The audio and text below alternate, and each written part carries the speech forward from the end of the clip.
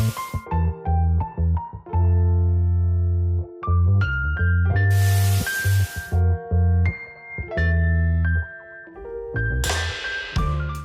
eu estou aqui para comentar a importância ou a atualidade, melhor dizendo, do 18 de Brumário, do Karl Marx.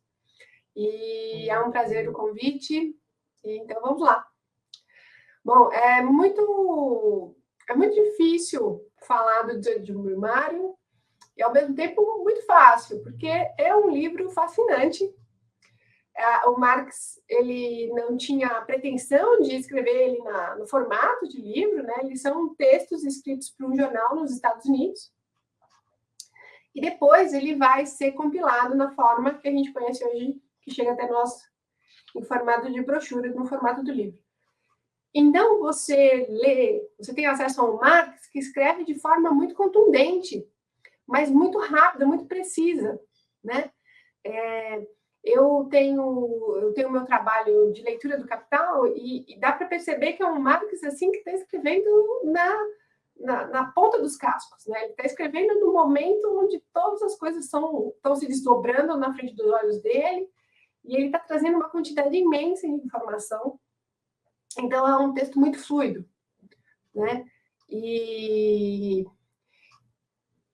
o Marx tem uma coisa de um humor muito ácido, que ele traz completamente para dentro desse texto. Então, você está lendo uma quantidade de informação sendo desdobrada na sua frente, com um humor perspicaz. Então, é uma leitura fascinante. Mas, ao mesmo tempo, é uma leitura que exige de você algumas chaves de leitura anteriores, né? Então, eu estava até comentando, né? Quando eu li na graduação, quase 20 anos atrás, eu tinha lido um outro 18 de Brumário, né? Com os anos, né? Com a proximidade da teoria do valor, né?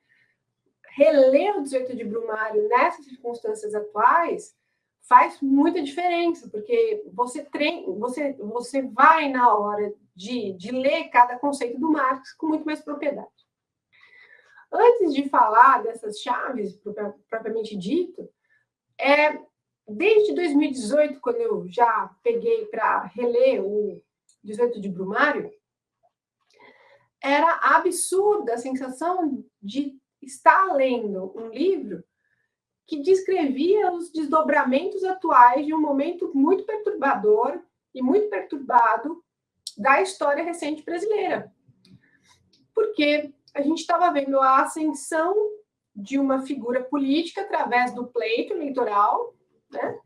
Extremamente vulgar, violenta, e que, contra tudo aquilo que ela dizia defender, ela praticava o inverso com uma extrema violência, né? Então, ela estava ali, era uma figura política que dizia defender a família e os bons costumes, e, na prática, uma contradição profunda, onde absolutamente tudo que ela dizia defender, ela fazia o contrário, era o inverso. E para quem trabalha com o marxismo, quem trabalha com teoria do valor, a contradição é um elemento fundamental. Ela não é algo que exclui da teoria, ela é necessária para a teoria do valor funcionar, né? Então, ler o 18 de Brumário, para nós no Brasil, é de uma sensação muito contundente, porque parece que o Marx está descrevendo algo muito próximo da nossa experiência, né? Lembrando que é um texto escrito para um jornal, então é um texto muito vivo. E olhando para essa questão, por que é um texto tão importante, né? Falando como historiadora, é o texto, talvez, que o debate todo em torno do que seria, então, esse raio desse materialismo histórico, né? Tão importante de ser feito, de ser observado na realidade. O 18 de Brumário seria a prática mais plástica, mais concreta do próprio Marx, deixada para todos nós, de como ele movimenta aquelas ferramentas que no Capital são apresentadas nos seus 3 livros.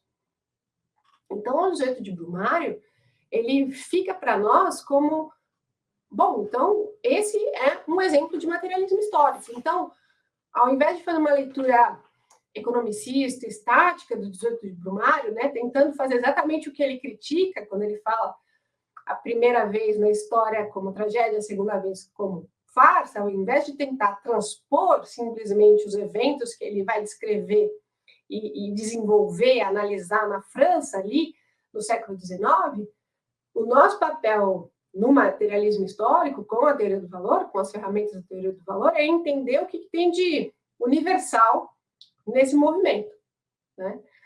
Nesse movimento descrito pelo Marx, né? Porque não se trata da história das personalidades, né? Essa é a grande questão, né? O Marx, ele não está descrevendo a história das personalidades, das pessoas, dos políticos por si. Ele está descrevendo o que está movendo essa sociedade.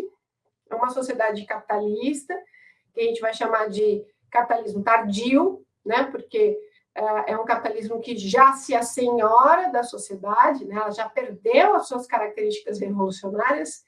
Quando ela teve por pouquíssimo tempo. Ela abandonou todo o viés revolucionário e agora ela vai ser extremamente conservadora. Então, esse livro traz para nós algumas potentes informações de como se movimentam as ferramentas teóricas na análise da sociedade. Então, vamos tentar dar uma olhadinha nisso. Eu acho que essa seria a minha principal contribuição, se é que eu posso falar assim. Então, quando a gente está lendo Capital, eu sempre comento que a gente lê sempre em duas dimensões, né? Lembrando do prefácio, né? Que se toda a aparência fosse exatamente como essência, né? O prefácio do Capital, o Marx fala, bom, se a aparência e a essência fossem exatamente idênticas, não haveria necessidade de fazer uma investigação científica. É porque não são que a gente faz a ciência. Então, ele está tentando dizer que a essência daquilo que ele vai analisar no Capital, que é o capitalismo, se apresenta de uma forma, uma aparência, tem uma representação completamente contraditória, inversa, oposta, daquilo que ela tem dentro de si, né? Então, ela vai ter um jogo onde ela vai aparentar ser livre, universal, e, na verdade, o conteúdo dela exige uma restrição, um privilégio, um controle, uma vigilância cada vez maior, para permitir que os valores, os elementos, o conteúdo dessa sociedade realmente se reproduzam, que é basicamente a extração do mais trabalho para acumulação e valorização do mais valor. Então, o 18 de Brumário, ele fica como uma leitura, quase como um paralelo obrigatório para quem lê o Capital, né? Porque o Marx está movimentando todas aquelas enormes categorias do valor por debaixo e mostrando como a sociedade se movimenta através da alienação e do fetiche e da reificação, né? Então fica como um carrossel, né? O mote do livro é apresentar a luta de classes. Mas que raios, então, é a luta de classes, né? Então, a luta de classes, olhando para essa dupla perspectiva, é a necessidade de se manter essa extração do mais-valor, com acumulação e valorização, ao mesmo tempo que se defendem os valores sociais apresentados formalmente, num formalismo muito limitado, por essa sociedade burguesa, né? Então, os direitos civis, a imprensa livre, o direito de reunião, tudo isso só é, de fato, posto em prática caso os valores, de fato, práticos e os elementares dessa sociedade não estejam ameaçados. Então, o Marx vai colocar muito bem que a forma da república burguesa ela só serve para um período muito específico, que foi o momento da burguesia revolucionária. Nesse momento posterior, que a burguesia já não se torna mais revolucionária, ela já conquistou o que ela queria, então ela se fecha em copas, e ela se torna extremamente conservadora. Então, a república, esse Estado republicano, no caso parlamentarista, aqui que ele está descrevendo, não serve mais, de fato, para ela. Então, eu costumo brincar que, nesses momentos, vão-se os anéis e ficam-se os dedos, né? Ela abre mão das liberdades, da discussão política, do debate político, da prática, de fato, daqueles direitos que ela coloca na sua Carta Constitucional, por um estado de vigilância, de controle. E, nesse momento, ela chama o aparelho de violência, o aparelho autoritário, que pode ser o aparelho militar, a polícia, o exército, a milícia, a figura que tiver disponível para que a burguesia controle a situação social. Então, esse estado de sítio permanente no capitalismo vai se apresentar como uma grande constante. E aí o Marx, no 18 de Brumário, vai desmembrar todas as circunstâncias que giram em torno dessa forma, desse capitalismo tardio, dessa sociedade burguesa pós-revolucionária, que ela não é republicana, né? Ela é uma sociedade que exige um aparato de violência e vigilância constante para garantir que os seus reais valores, os seus valores essenciais sejam reproduzidos com tranquilidade.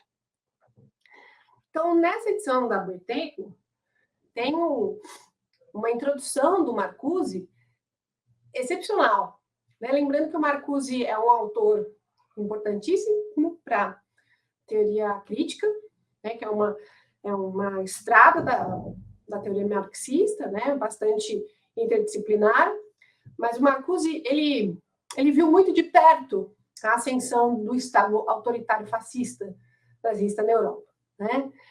E para ele comentar o 18 de Brumário, ele está sempre trazendo a importância para esse autor que viveu aquilo de perto, o quanto aquela descrição de uma sociedade que se transforma rapidamente em conservadora e exigindo sempre o trabalho da violência do Estado para conter a sociedade.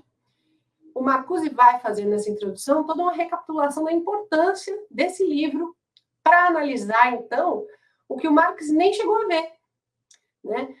Porque, afinal de contas, se é um livro de materialismo histórico, ele está movimentando categorias que podem ser úteis para nós hoje em dia. Então, o Marcuse faz essa trajetória tentando mostrar como é possível enxergar a luta de classes dentro de um capitalismo ainda posterior, ainda mais massificado, mais controlado dentro dos termos do Marcuse.